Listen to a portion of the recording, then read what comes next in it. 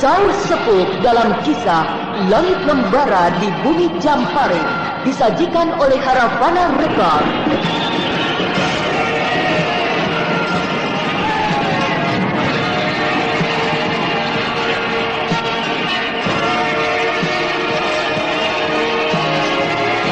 Naskah karya Niki Kosasih, hiasan musik dan sutradara Indra Mahendra.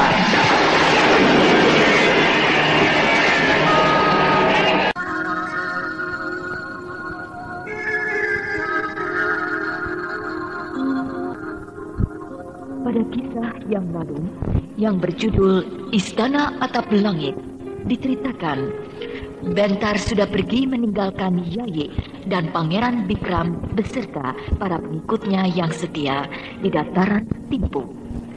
Dan selanjutnya, Bentar pulang ke Madangkara.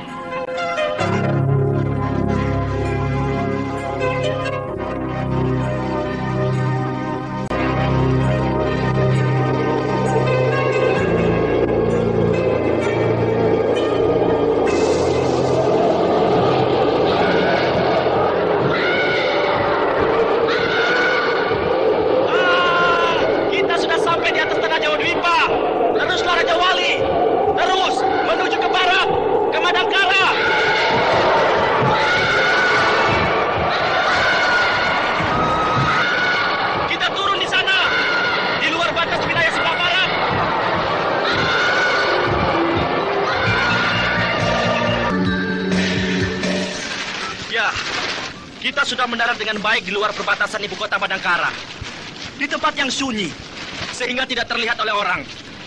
Nah, sekarang kau boleh pergi, Raja Wali.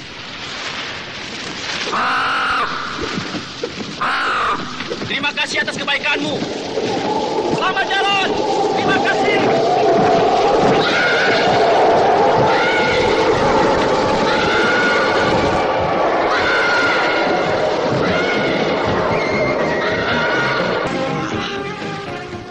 Raja Wali sudah pergi. Baiklah. Aku juga harus berjalan terus memasuki ibu kota Madangkara. Lama sekali aku meninggalkan Madangkara. Rindu sekali rasanya.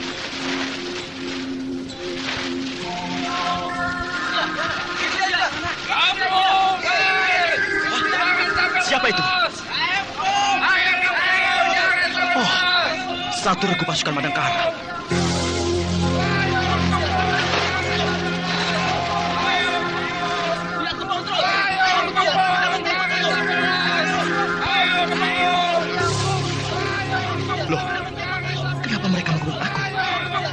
Kenapa sikap mereka seperti itu? Hei, kalian pasukan Madangkara? Ya, kami pasukan Madangkara. Kau kepala regu? Ya. Melihat pakaian seragam kalian, kalian dari Kesatuan Pasukan Jalan Kaki. Benar. Kalian tahu siapa aku? Ya, kau Raden Bentar. Apa? Kau menyebutku kau? Raden jangan melawan. Raden harus menyerah. Hah? Kau ngomong apa? Pasukan, tangkap! Tangkap! Diam! Ayo tangkap! Ada apa dengan kalian, ha? Apakah kalian sedang mabuk? Kalian mau menangkap aku, Raden Bentar, putra Raja Madangkara. Prabu Anapati, Baginda Raja Madangkara, telah memberi perintah untuk menangkap Raden. Dibunuh di tempat. Kalian pasti pasukan dari kerajaan lain yang memakai pakaian seragam pasukan Madangkara. Ini buktinya. Kami memakai kalung simbol pasukan Madangkara. Pedang kami, pisau kami, sarung kami, semuanya tertera simbol pasukan Madangkara. Kepala regu. Ya. Coba jelaskan sebenarnya apa yang sedang terjadi. Sebab aku terkejut dan rasanya tidak masuk akal. Aku mau ditangkap oleh pasukan Madangkara. Pasukan kerajaanku sendiri. Raden telah merusak, merugikan, dan membunuh puluhan anggota pasukan Madangkara. Jagat Dewa Batara. Aku baru saja datang dari Tibet. Baru saja menginjakkan kaki di bumi Madangkara ini. Dan rasanya aku tidak sedang bermimpi. Bahwa bumi yang aku pijak ini wilayah Madangkara. Bukan aku tersesat ke negeri impian. Hukuman mati telah dijatuhkan. Dan Raden harus mati. Pasukan, serang!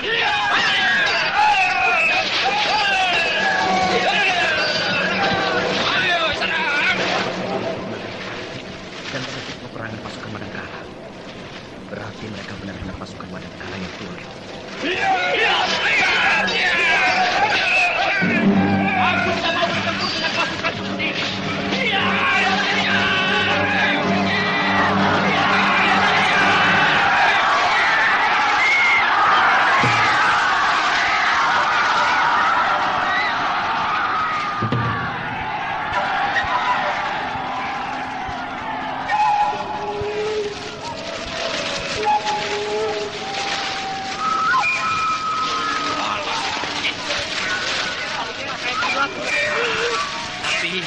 Kenapa dia bertanya-tanya ya?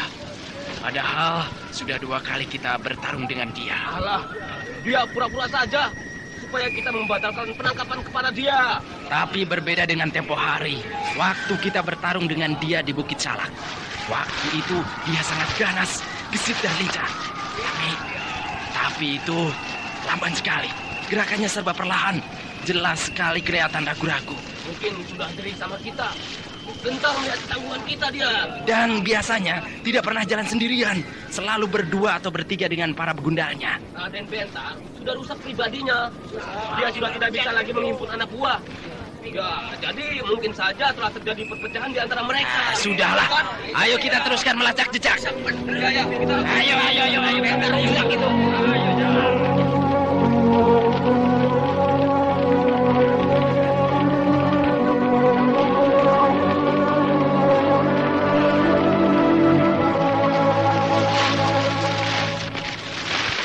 Gila, aku tidak pernah membayangkan pada suatu ketika bertempur dengan pasukanku sendiri. Tapi tidak akan terjadi kalau tidak terjadi sesuatu yang tidak beres. Ya, lebih baik aku langsung masuk ke ibu kota Madangkara. Aku ingin tahu apakah satuan pasukan lainnya juga akan bersikap sama dengan pasukan yang tadi.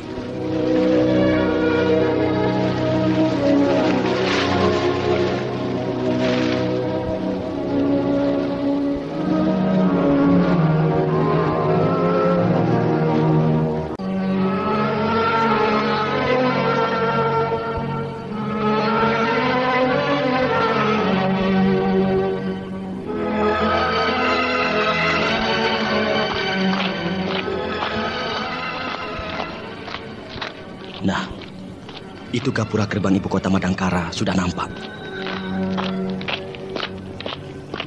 Berhenti, Raden Bentar. Siapa itu? Raden hendak ke ibu kota? Paman Punggawa, apa kabar? Seandainya tidak ada masalah, saya gembira sekali dapat bersua dengan Raden. Tapi kini dalam keadaan lain, jadi rasa hormat terpaksa saya buang jauh-jauh. Paman Punggawa. Maaf Raden, saya hanya menjalankan tugas langsung dari Prabu Wanapati untuk menangkap Raden, sekaligus meniadakan Raden di tempat ini juga. Tadi di luar kota, 1.000 pasukan Madangkara menyerang saya. Sekarang Paman Punggawa juga bersama satu pasukan hendak menyerang saya. Apa sebenarnya yang telah terjadi?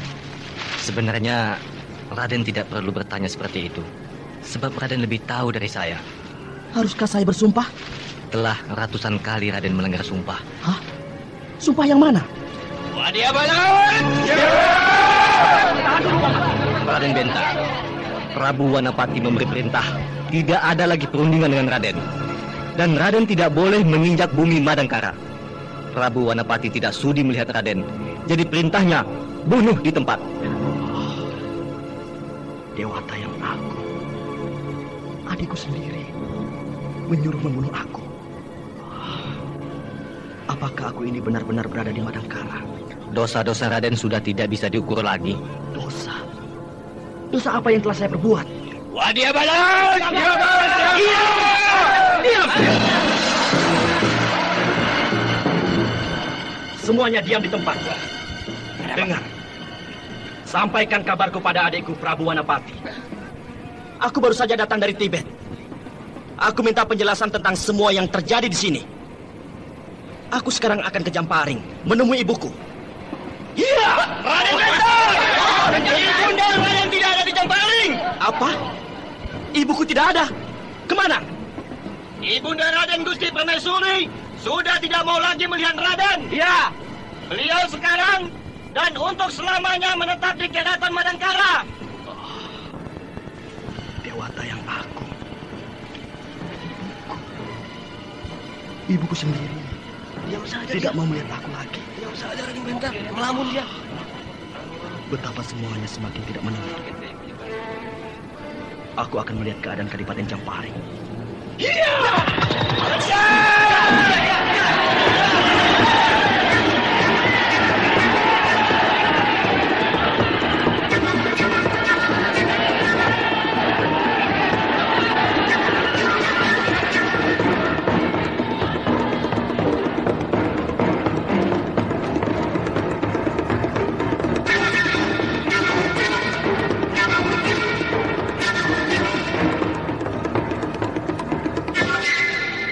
Waduh.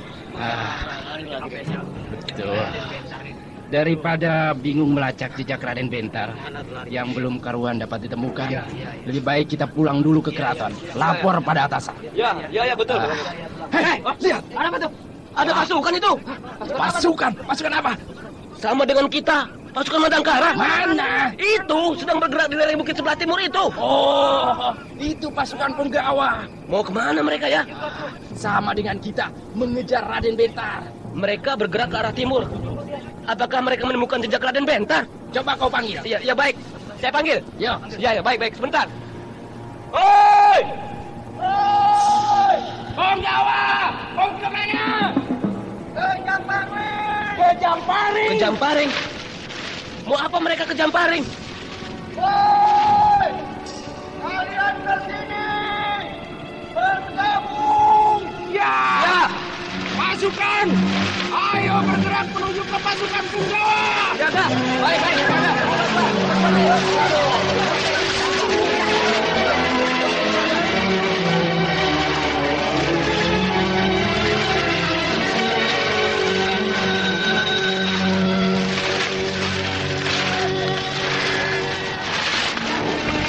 Penggawa, hendak apa ke Jamparing? Mengejar Raden Bentar. Mengejar Raden Bentar. Aku bertemu dengan dia di tapal batas ibu kota. Tapi dia kabur. Tidak mau melawan pasukanku. Ya. Rupanya dia lari menuju ke ibu kota. Maksudmu? Ya, saya juga bertemu dengan Raden Bentar. Oh ya? Iya. Dan kami bertempur. Tapi cuma sebentar. Dia nampak ragu-ragu. Tidak melakukan perlawanan dengan sungguh-sungguh. Kemudian kabur, melarikan diri. Aku dan pasukan mengejar terus, tapi kehilangan jejak. Tak taunya dia menuju ke ibu kota. Kami tidak sempat bertarung, sebab dia langsung kabur. Dia ke ibu kota. Mungkin mau menemui ibunya, Gusti Permaisuri Dewi Pramila. Itulah yang aku herankan. Heran? Maksudmu? Dia tidak tahu kalau ibunya berada di keraton. Loh, kenapa begitu? Itulah. Padahal dia tahu betul ibunya ada di keraton. Dia lari sambil berkata bahwa dia akan pergi ke Jamparing melihat keadaan di sana. Pantas kau bergerak ke Jamparing. Iya, daripada membuang-buang waktu.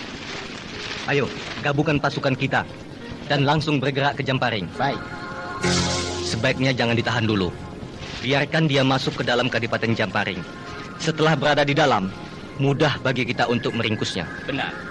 Kadipaten Jamparing kita kepung yang rapat. Dia pasti tidak akan bisa keluar. Tapi kita akan bentrok dengan pasukan Kadipaten Jamparing. Maksudku berselisih pendapat. Sebab mereka pasti akan segera bertindak begitu melihat Raden Bentar muncul. Kita harus mengadakan hubungan dengan pimpinan pasukan Kadipaten Jamparing. Supaya tidak bertindak sendiri-sendiri. Wah, kita harus bergerak lebih cepat daripada Raden Bentar. Sebab kalau dia terlebih dahulu yang masuk, rencana kita akan berantakan. Karena sudah jelas, dia akan segera digempur oleh pasukan Jamparing. Segera saja kita bergerak memasuki Kadipaten Jamparing. Aku sendiri yang akan bergerak duluan. Kebetulan aku bisa ilmu lari cepat. Dan mudah-mudahan lebih cepat aku memasuki kota Kadipaten Jamparing daripada Raden Bentar. Aku serahkan pasukanku kepadamu. Aku tunggu kau di dalam kota bersama pasukan Jamparing. Baik. Oh, ya! Ya! Wah, hebat juga Punggawa itu. Dia berkelebat cepat sekali. Dia benar-benar bisa menguasai ilmu lari cepat. Pasukan! Siaga! Maju!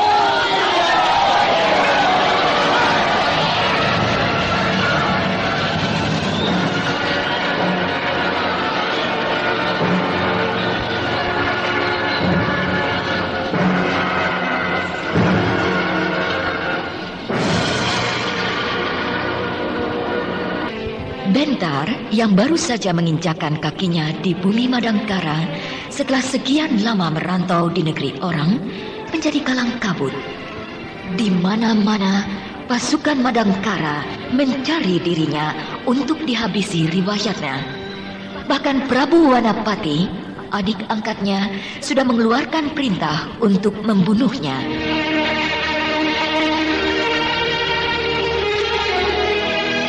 Dua satuan pasukan Madangkara bergabung dan bergerak menuju ke Jamparing untuk meringkus Bentar.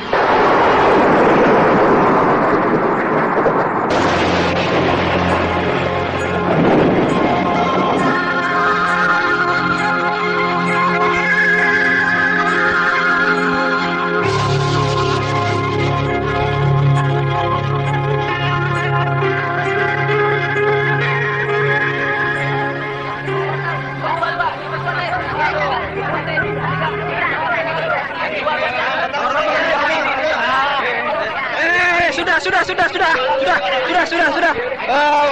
Berjaga malah berjudi. Belum malam daripada ngantuk, ayo. Kalau malam tidak apa-apa. Ini kan siang hari. Terlalu menyolok.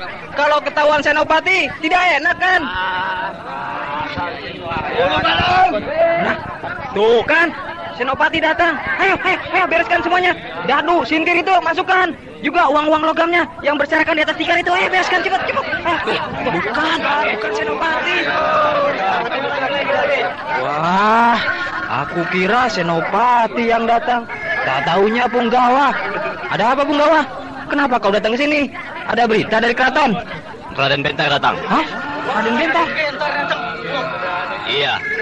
Raden Bentar akan datang memasuki kota Kadipaten Jamparing ini. Wah, berani benar dia ya. Kembali lagi ke sini. Bukankah dulu dia sudah melarikan diri karena takut pada pasukan kita? Iya nggak? Lalu sekarang berani datang lagi. Wah, apakah karena dia membawa pasukan yang besar nih? Sendiri. Aku tidak tahu apa maksudnya balik lagi.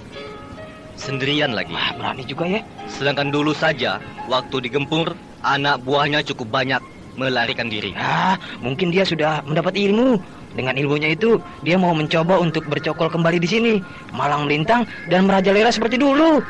Kalau dia punya ilmu yang baru, tentu dia akan melawan ketika bertarung dengan pasukanku. Tadi pagi di tapal batas ibu kota. Bertarung? Iya. Ketika dia akan memasuki gerbang ibu kota, aku sergap, tapi dia melarikan diri. Kalau dia berniat akan mencoba kehebatan ilmunya yang baru, tentunya akan dia pergunakan, bukannya melarikan diri. Oh, iya ya, benar juga. Juga waktu disergap oleh pasukan Regu Jalan Kaki di Tegalan Datar, dia melawan cuma sebentar saja, terus kabur. Benar juga ya. Dia pergi sambil berteriak bahwa dia akan ke Jamparing, memeriksa keadaan di sini. Nah, jadi sekarang ini dia sedang bergerak ke sini. Gampang itu.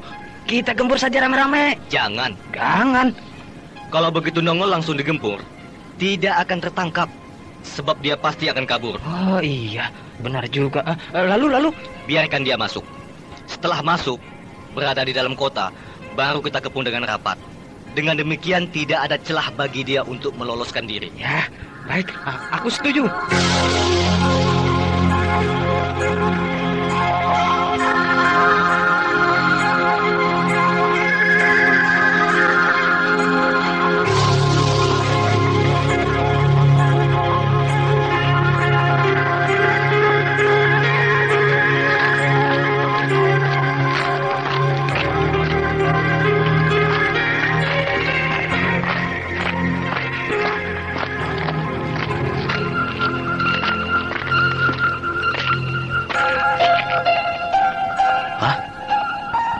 Kenapa jadi begini? Ini Kadipaten Jamparing atau bukan? Tapi gapura gerbang Kadipaten yang tadi aku lihat, bentuknya dan tulisannya aku hafal benar. Sebab akulah yang meresmikan gapura gerbang itu. Kenapa sunyi, lengang? Rumah-rumah penduduk semua tertutup rapat. Tak ada seorang pun berada di jalanan atau di muka rumah. Keadaannya berantakan, kotor, tidak terawat sama sekali. Jalan-jalan rusak, bangunan-bangunan besar suram. Kenapa kampung halamanku jadi begini? Apa yang telah terjadi dengan Kadipaten Jamparing ini?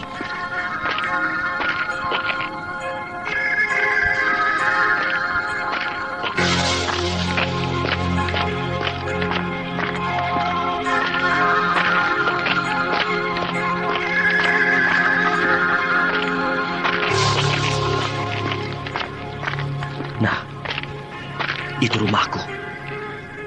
Rumah leluhur peninggalan Ayahanda Brahma. Oh, jagat Dewa Batara. Kenapa rumah itu rusak berat?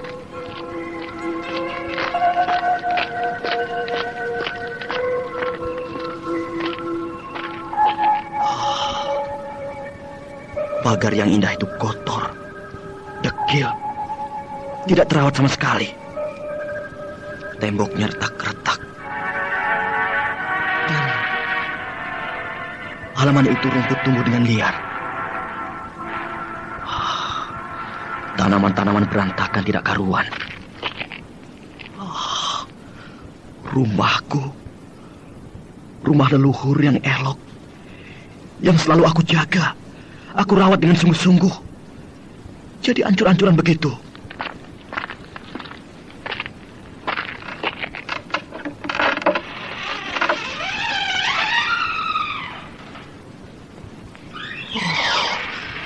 Dewata yang agung, meja, kursi, balai-balai, berserakan.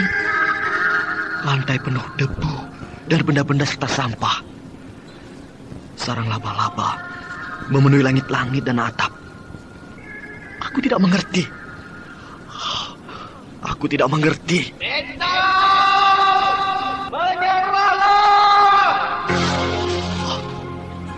Siapa itu di luar yang berteriak-teriak?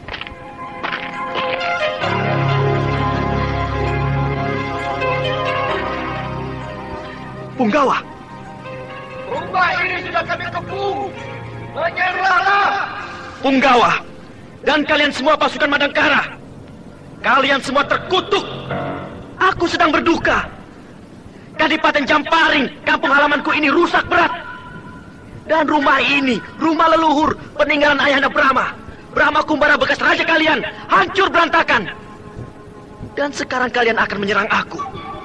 Apakah kerajaan Madangkara sudah runtuh? Sudah musnah? Jawab! Pasukan! Serbu!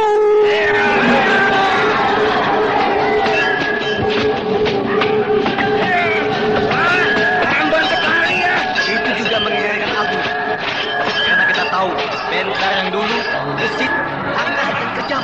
Tapi yang ini gerakannya lambat.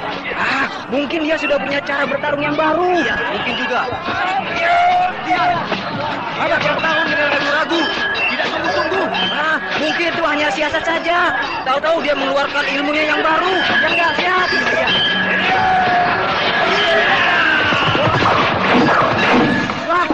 Wah, dia melompat ke atas genteng. Biarkan dia bertanya di atas genteng. Lebih mudah lagi kita untuk mendidiknya.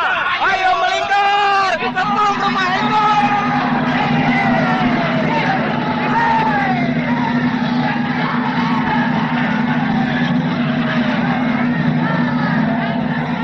Nah, Punggawa, pertarungan sudah berhenti. Pasukan kita siap siaga untuk mengurung rumah itu. Dan Raden Bentar masih bertengger di atas genteng rumah itu. Bagus. Rumah itu letaknya terpencil, sehingga dia tidak akan bisa melompat lagi ke genteng rumah yang lainnya. Sebab jaraknya sangat jauh. kita bakar saja rumah itu. Dia pasti akan panik. Lalu lompat lagi turun ke bawah. Iya, bakar saja. Hei, bakar rumah itu!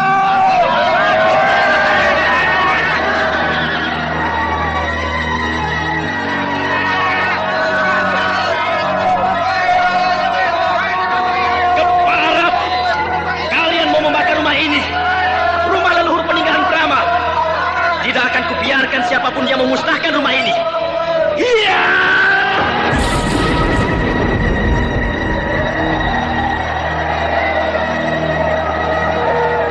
Engkau lihat, Raden Bentar membuat kuda-kuda membentuk suatu sikap tertentu.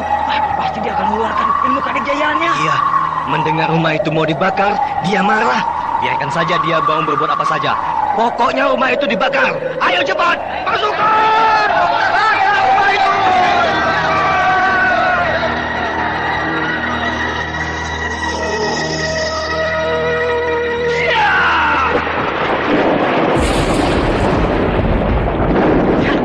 Dan kedua tangannya keluar. Oh, keluar. Keluar apa ya? Putih-putih begitu. Kapas, busa, berbusa-busa. Kaca, marmer. Ya, batu palang putih.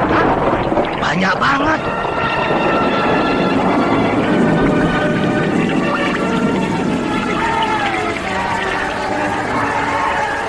Ratus-ratus benda putih memancar ke udara, lalu berjatuhan seperti hujan. Hujan kapas. Wah, benda putihnya kecil-kecil itu. Wah, pasti benda yang berbahaya. Ayo cepat berlindung.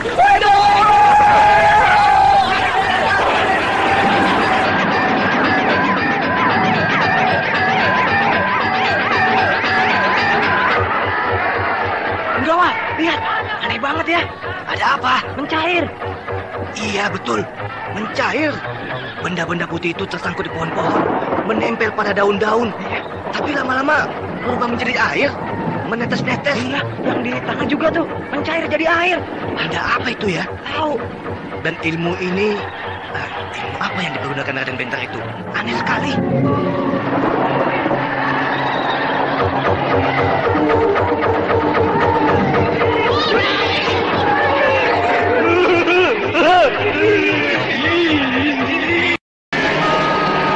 Coba kau pikir, siapa yang pernah berguru ke negeri Tibet kalau bukan Kakang Mas Bentar?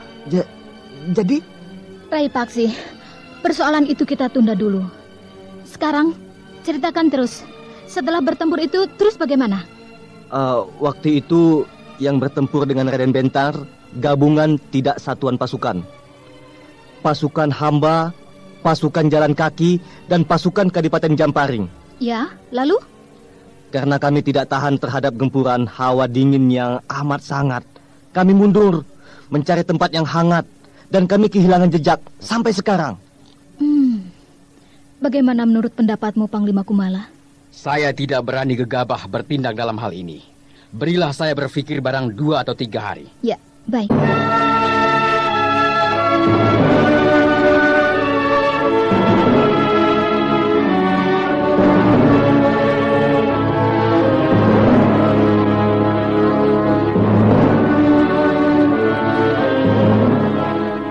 Ayo kita cari Kak Garnis. Aku yakin dia Kakang Mas Bentar yang asli. Jangan terburu nafsu, Rai Paksi.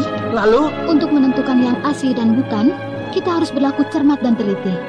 Sebab, ya, bisa saja terjadi begini.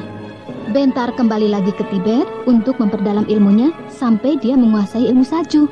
Kembali lagi ke Tibet? Coba diingat-ingat. Berapa lama jangka waktu dari kita bentrok dengan Rai Bentar sampai dia menghilang, kemudian sampai sekarang dia muncul lagi? Sekitar 1 tahun. Nah, waktu 1 tahun sudah cukup bagi dia untuk bisa menguasai ilmu salju. Maksudku, selama dia menghilang, dia pergi ke Tibet. Sebab 2 tahun yang lalu ketika Bentar pulang dari Tibet, ternyata ilmunya belum mencapai tingkat apa-apa yang diharapkannya. Lantas dia balik lagi, belajar lagi selama 1 tahun, kemudian balik lagi ke sini dengan membawa ilmu salju yang dahsyat. Kalau jahat benar Biksu Kampala itu, dia menurunkan ilmu untuk dipergunakan kepada hal-hal yang tidak baik. Ya, mungkin Biksu Kampala tidak tahu. Dia sama sekali tidak mengetahui sepak terjang Bentar di sini. Sebab kalau dia tahu, tidak mungkin dia akan menurunkan ilmu-ilmunya yang hebat. Iya, Biksu Kampala adalah seorang tokoh yang sangat baik. Tidak mungkin dan sangat mustahil kalau dia memberi restu kepada perbuatan yang jahat. Ya, itulah. Makanya semua ini masih kabur bagi kita. Tapi tabiatnya jadi berubah, Kak Garnis. Berubah bagaimana, Rai Paksi? Dia tidak mau bentrok langsung dengan pasukan Madangkara. Dia selalu menghindar. Bahkan kata Punggawa itu, 3 kali bertarung, Bentar selalu berusaha untuk tidak melukai pasukan, meski seorang pun. Luka yang paling kecil sekalipun selalu dihindarkannya. Nah, itu kan berbeda dengan Bentar yang dulu. Bentar yang dulu kejam sekali, membunuh orang seenaknya saja. Itu pun jangan membuat kita cepat-cepat menjatuhkan penilaian.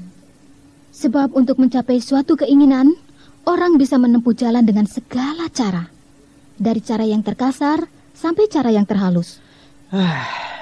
Susah kalau begitu. Tapi terus terang, aku pun sama dengan kamu, Rai Paksi. Mendengar Bentar muncul kembali, membuat semangatku bangkit kembali untuk menjumpai dia. Nah, tunggu apa lagi, Kak? Ayo kita segera berangkat. Meski bagaimana, kita harus pamitan dulu kepada Ibunda. Jangan, Kak Garnis. Loh, kok jangan? Ibu Pramita pasti tidak akan memberi izin. Belum tentu, Rai. Sebab sekarang masalahnya jadi agak lain. Berbeda dengan yang dulu-dulu. Jadi, pasti beliau akan melakukan pertimbangan. Iya, baiklah.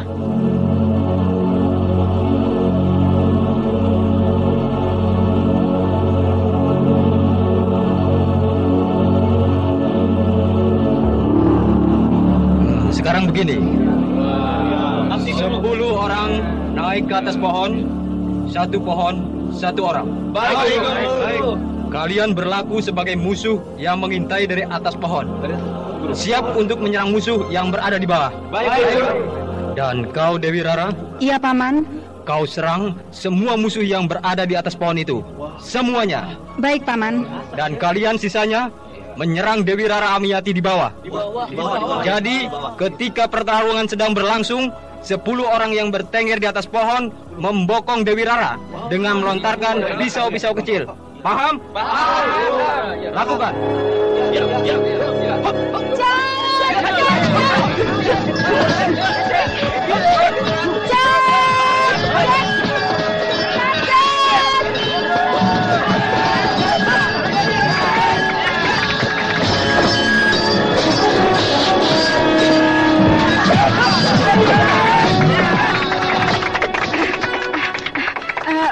Bagaimana, Paman Soma? Bagus. Kau sudah melakukan jurus kelelawar dengan baik, sehingga kau bisa menjatuhkan semua musuh yang bertengger di atas pohon.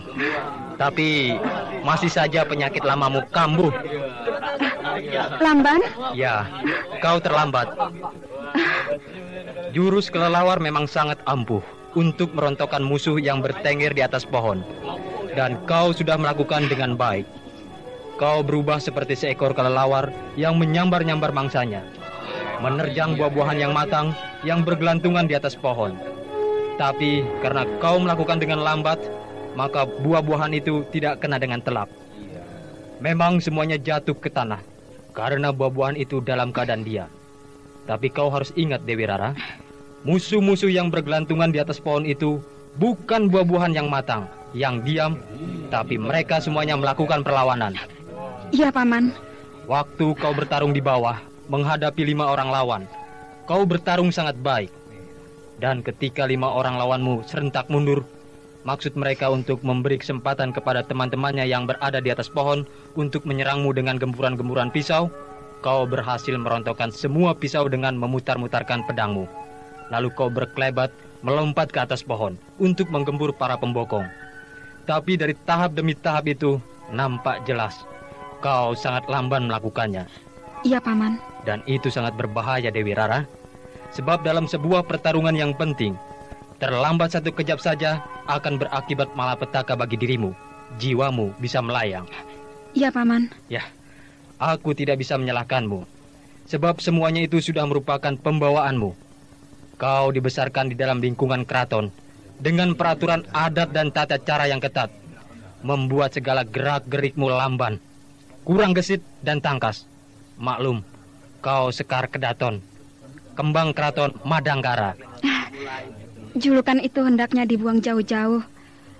Paman, sebab sekarang saya bukan kembang keraton lagi, tapi kembang Gunung Wangsit. Ya, kalau kau memang sudah ikhlas melepaskan gelarmu kembang Keraton Madangkara, maka kau pun harus rela melenyapkan kebiasaanmu yang serba lambat. Sedikit demi sedikit, kau harus membiasakan diri dalam gerak-gerik yang tangkas, gesit, dan lugas. Ya, Paman. Sampurasun. Bentar.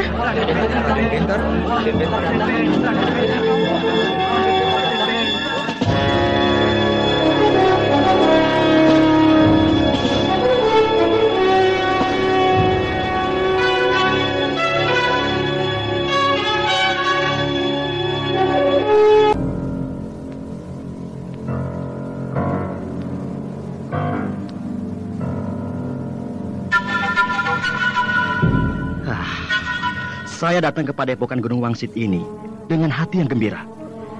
Sebab lama sekali saya tidak berkunjung ke sini. Akan tetapi dari sikap saudara-saudara sekalian dan sikap Paman Soma yang tegang, juga sikap Dewi Rara Amiati yang pucat dan gemetar, maka saya dapat menangkap sesuatu yang di luar kewajaran. Raden Bentar, masihkah Raden punya muka untuk menginjakan Padepokan Gunung Wangsit ini? Hebat benar orang itu yang menyamar menjadi diriku. Sehingga Paman Soma, seorang tokoh yang terkemuka, guru besar Padepokan Gunung Wangsit, bisa terkecoh. Apa maksudmu, Raden? Tidakkah Paman dapat membedakan orang satu dengan lainnya? Pergunakanlah akal sehat, Paman. Jangan lihat saya dengan mata biasa, tapi lihatlah saya dengan mata batin serta naluri yang paling halus. Siapakah saya ini sebenarnya? Raden jangan menggurui saya. Untuk apa saya menggurui seorang guru? Perbuatan Raden terlalu menyakitkan hati. Apakah Paman pikir hati saya tidak tersayat pedih seperti diiris-iris sembilu? Saya kira kepedihan hati saya jauh berlipat ganda dari kepedihan hati Paman. Raden pandai bicara dan semua orang mengakuinya. Tapi sekarang semuanya sudah tidak berguna. Sebab apa yang selama ini Raden ucapkan, gembar-gembor tentang kebajikan, bertolak belakang dengan perbuatan Raden sendiri. Keadaan sudah terlalu parah. Rasanya sulit bagiku untuk menunjukkan siapa aku yang sebenarnya. Saya sebagai seorang rakyat Madangkara seharusnya menunjukkan bakti saya terhadap raja, yaitu dengan menangkap Raden dan menyerahkannya kepada Prabu Wanapati. Tapi terus terang, aku tidak sampai hati. Ya, kita pernah punya hubungan batin yang amat dalam. Hal itulah yang membuat saya untuk berlepas tangan. Silakan Raden untuk segera angkat kaki, meninggalkan Padepokan Gunung Wangsit ini. Iya, saya mengerti betapa jijiknya Paman melihat saya, sehingga merasa tidak perlu untuk bertanya apa maksud saya datang ke Padepokan Gunung Wangsit ini. Seperti yang saya katakan tadi, bukan? Bahwa kita pernah punya hubungan batin yang amat dalam. Benar. Tapi selain itu, ada tujuan saya lainnya, yaitu ingin mengetahui sikap Dewi Rara Amiati terhadap saya. Raden sudah melihatnya sendiri, bukan? Iya, saya sudah melihatnya. Dan sikapnya sama dengan orang-orang lainnya, benci dan jijik kepada saya. Tapi di balik sikapnya itu, tersirat sesuatu yang agak lain dari yang lainnya, yaitu sebuah kebimbangan. Dewi Rara, mengapa kau diam saja? Tidakkah kau ingin berkata sepatah atau dua patah kepadaku? Raden Bentar, Dewi Rara Amiati sudah menjadi murid saya dengan resmi. Jadi saya berhak untuk mengendalikannya, sekaligus mengatur perilakunya. Iya. Baiklah, Paman Soma. Saya akan segera pergi. Meskipun hati saya berduka, tapi kunjungan saya ini sangat berarti bagi saya. Sebab saya menjumpai kebimbangan di dalam diri Dewi Rara. Dan itu tidak saya jumpai pada siapapun juga. Selamat tinggal semuanya. Raden Bentar.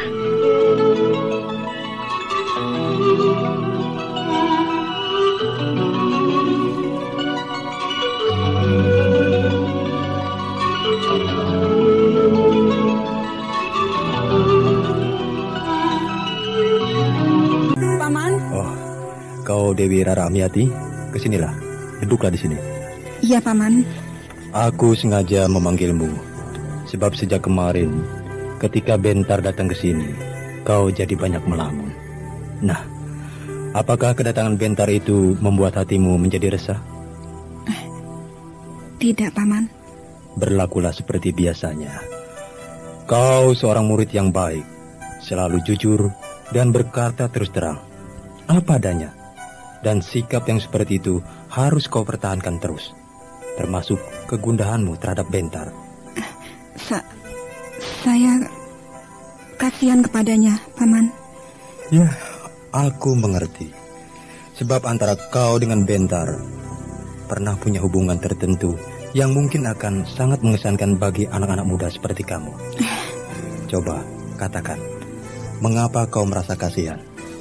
Dia dikejar-kejar pasukan keraton, sehingga hidupnya terlunta-lunta.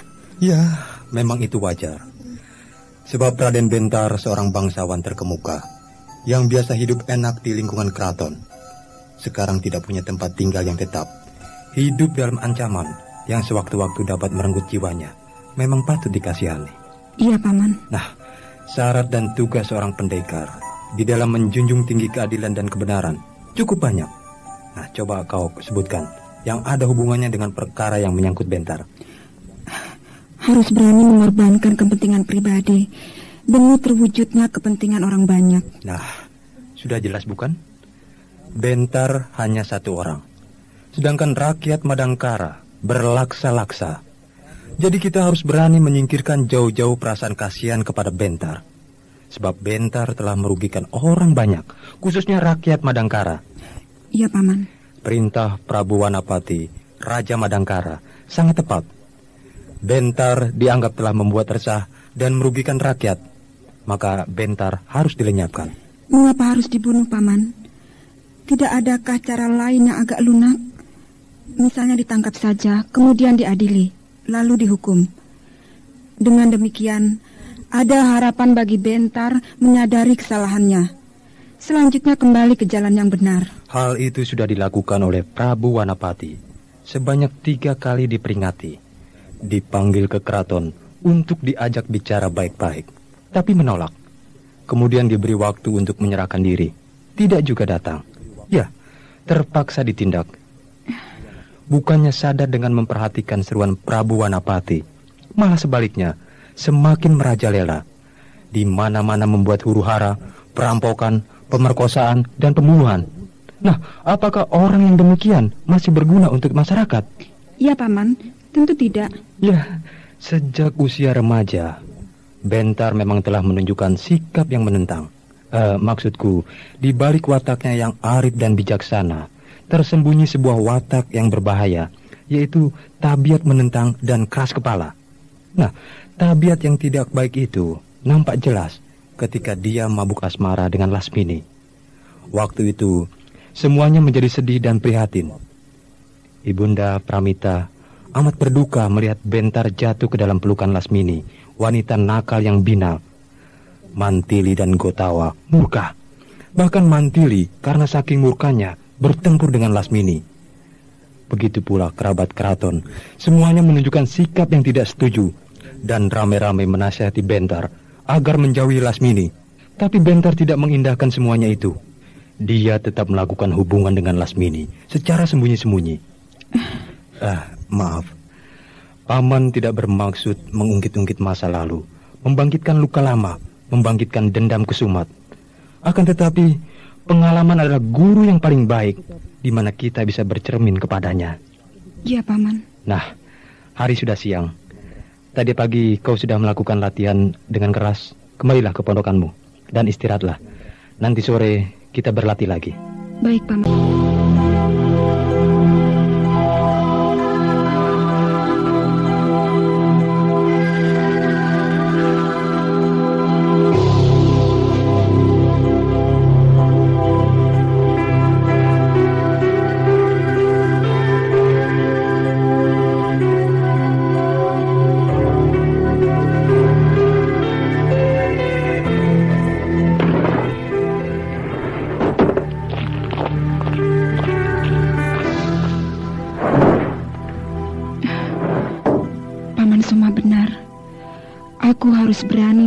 sanggup menyingkirkan rasa kasihku kepada Bentar. Sebab Bentar telah banyak berbuat nista. Selamat siang, Dewi Rahmayati. Selamat siang, Dewi Rahmayati. Bentar? Apa kabar, Dewi Rara? Kau bisa masuk ke dalam pondokanku? Ternyata kau tidak pergi. Jangan gugup. Bukankah kita bersahabat? Tapi... Maaf. Aku masuk ke dalam pondokanmu ini secara diam-diam. Tidak ada maksudku untuk berbuat yang nista, seperti yang kau katakan tadi. Maksudku hanyalah untuk meyakinkan diriku bahwa kau dirayapi keraguan-raguan. Marilah kita duduk dengan tenang, lalu bicara dengan baik-baik. Jangan kau ulangi lagi perbuatan itu. Mengulangi perbuatan itu? Apa maksudmu? Dulu kau berhasil menjerat aku. Aku pasrah kepadamu. Karena aku jatuh cinta kepadamu. Tapi yang kau tunjukkan bukan kasih sayang, tapi nafsu. Waktu itu kau dirasuki nafsu setan. Apa yang kau katakan itu, Dewi Rara? Aku tidak mengerti sama sekali. Kau hanya ingin menghisap maduku. Aku tidak mau hanya sebagai korban nafsumu yang gila. Aku tidak mau habis manis sepah dibuang. Aku bukan Lasmini. Dewi Rara, bicara yang jelas. Jangan buat aku jadi gila. Dasar laki-laki. Begitu cepatnya kau melupakan semua apa yang telah kita perbuat. Dewi Rara, apa yang telah aku perbuat kepadamu? Ya, mungkin aku jenis wanita yang sulit melupakan cinta. Di luar kesibukanku dalam mempelajari semua ilmu silat yang diberikan Paman Soma kepadaku, aku sering termenung, menyendiri. Di saat yang senggang aku sering terkenang kepadamu. Hari demi hari, rasa rinduku semakin menghentak-hentak di hatiku. Dan suatu ketika, kau datang menemui aku. Betapa gembiranya aku. Kedatanganmu aku sambut dengan hangat. Dan kau tahu benar kalau aku jatuh cinta setengah mati kepadamu. Maka itu kau buat aku sebagai bulan-bulanan.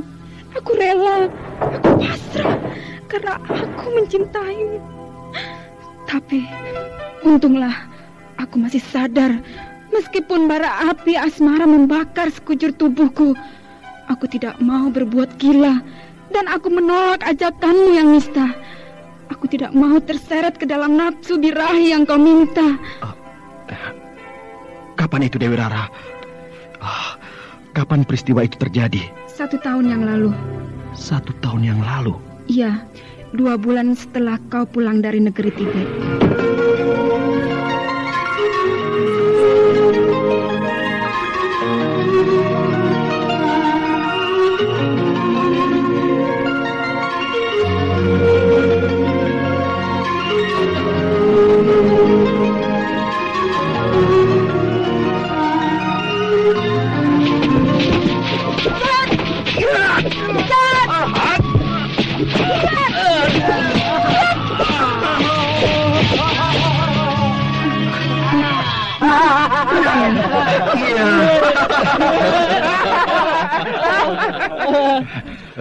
Salah kau sendiri, Jarot.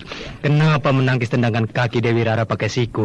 Seharusnya mempergunakan pergelangan tangan. Iya, Guru. Maaf ya, Jarot.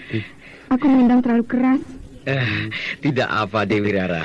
Ini kan cuma latihan. Iya, 10 kali saja perutmu kena tendang. Bagus sekali, Jarot.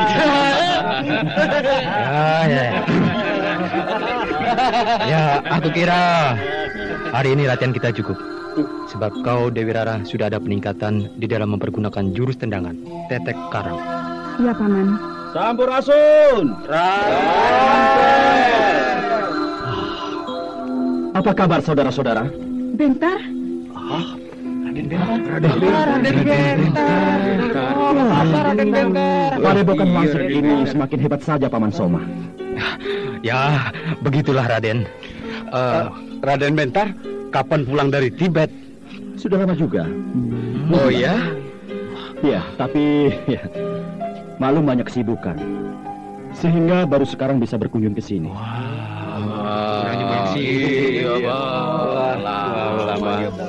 Bawa apa itu, Raden? Banyak sekali. Oleh-oleh.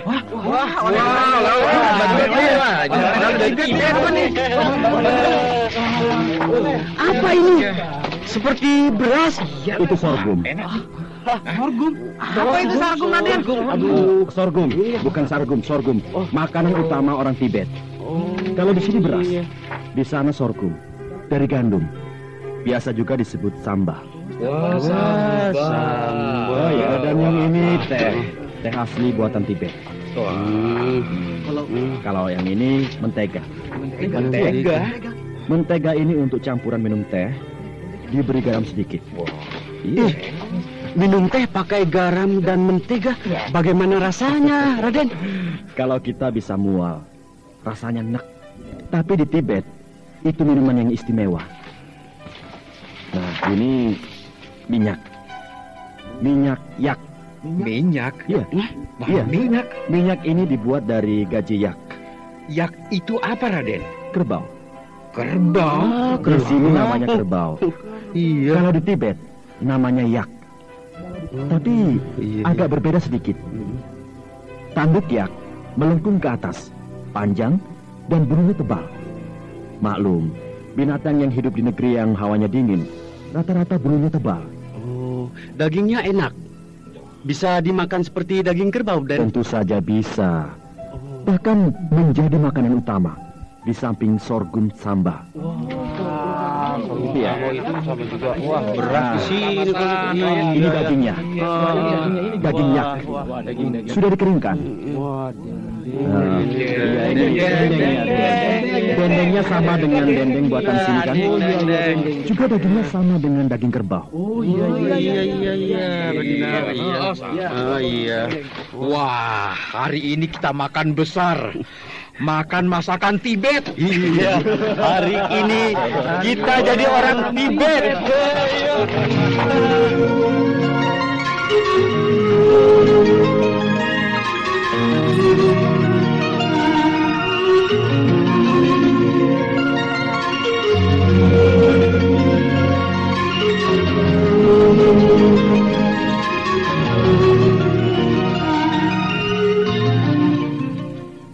Begitulah kedatangan Raden, membuat kami semua gembira. Oleh-olehnya banyak, selain makanan juga membawa kain dan barang lainnya. Gila, benar-benar gila. Siapa dia ya? Orang itu sangat paham dan mengerti seluk-beluk negeri Tibet. Sampai-sampai kepada soal makanan atau tahu semuanya. Urayanya tentang makanan rakyat Tibet semua benar. Tidak ada yang salah sedikit pun. Kau jangan berpura-pura dalam perahu, Bentar. Aku tidak sedang berpura-pura, Dewi Rara. Aku berkata yang sesungguhnya. Aku benar-benar heran setengah mati kepada orang itu. Tapi sudahlah. Aku simpan dulu keherananku. Sekarang aku mohon, teruskan ceritamu tentang Bentar yang baru datang pulang dari Tibet itu. 3 hari, Bentar tinggal di tempat kami, padepokan Gunung Wangsit ini.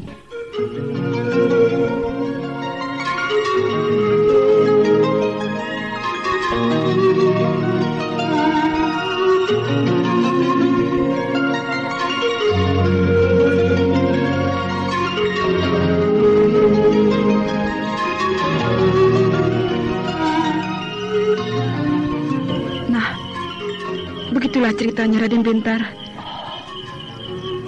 Jagat Dewa Batara. Rusaklah semuanya. Betapa kejamnya orang itu. Dengan semena-mena menghancurkan nama baikku. Perbuatannya lebih kejam dari apapun yang paling kejam.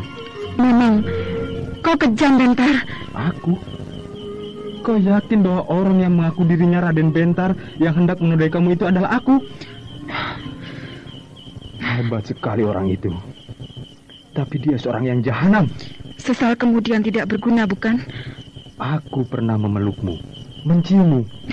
Tidakkah kau dapat membedakan pelukanku yang penuh kasih? ciumanku yang penuh kedamaian dengan pelukan dan ciuman orang itu yang penuh hawa nafsu birahi? Aku dapat membedakannya, Bentar. Akan tetapi waktu dan tempat dapat mengubah watak seseorang. Dan aku sangat heran, mengapa kau berubah begitu cepat? Perubahanmu terlalu banyak, Bentar. Kau berkata bertolak belakang dengan kata hatimu, Dewi Rara. Maksudmu?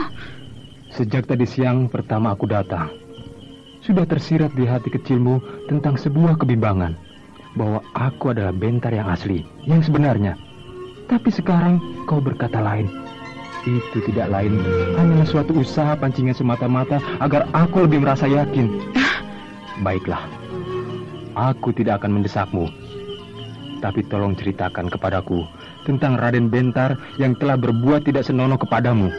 Wujudnya saja, sebab tabiatnya sudah jelas berbeda jauh dengan tabiatku. Iya. Bagaimana bentuk badannya? Sama. Sama persis dengan bentuk badanku? Iya. Tidak dibuang sedikit pun. Kecil tapi kuat. Serta gerak-geriknya sama. Waktu menoleh, berpaling, menunduk, menengadah, duduk, berdiri, berjalan, dan sebagainya. Semuanya sama. Wajahnya?